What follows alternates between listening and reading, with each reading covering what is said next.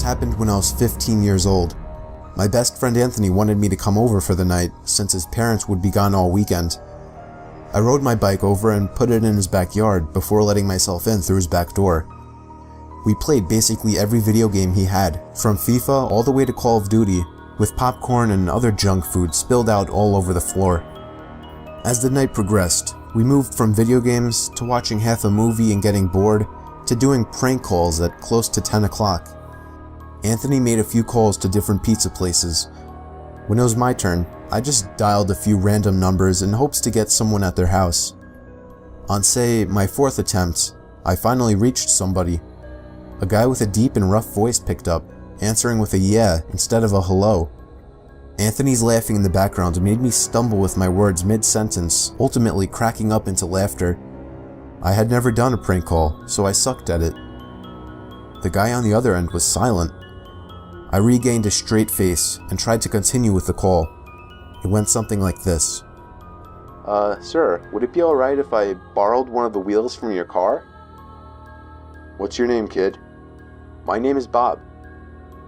Really? You sure it's not Anthony? It hit me like a brick. I looked up at Anthony, whose face was noticeably full of fear. I hung up the phone, not wanting to be on the line with whoever that was for another second. Anthony, who the hell was that? I asked him. I don't know, he told me. Does your caller ID info display your name or something? No, it shows my dad's name. We hopped on the computer and did some research, trying to figure out how it was possible to get someone's name through their phone number. It didn't make sense how he could get Anthony's name so quickly. He was way too young at the time to be on any of those personal information sharing websites. We ended up asking a question on Yahoo Answers, since no one had a similar experience. The question turned up no answers. I suggested he call his dad, but he said he wasn't supposed to have anybody over for the weekend, so he didn't want to call. We planned on sleeping in the living room, so we just resumed watching the movie that we hadn't finished from earlier. Right after the phone call had left my mind, me and Anthony looked at each other when we heard his front storm door opening, and then the doorknob to the front door began to turn. It only was able to turn about halfway before the lock restricted it. Anthony turned off the TV, and I went over to the window to see who it was. I spread the blinds open.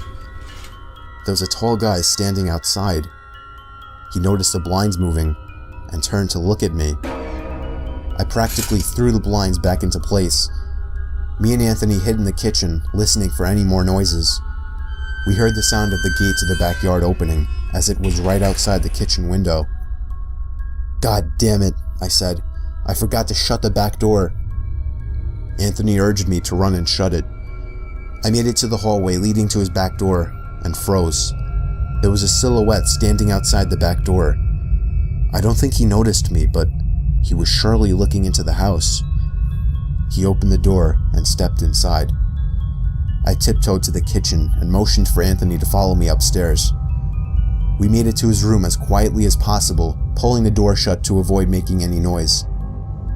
We crawled under his bed.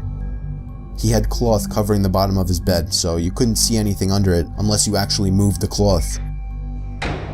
The doors downstairs all opened, each one getting closer to the stairs. Thumps finally began up the stairs, and he was right outside the door now. The door to the room opened. I could hear Anthony's breathing. It was too loud. Footsteps moved over to the closet, and then the closet opened. I could hear the coat hangers being slid around as the fabric of the jackets and coats rubbed against each other. Footsteps moved over to the bed and stopped.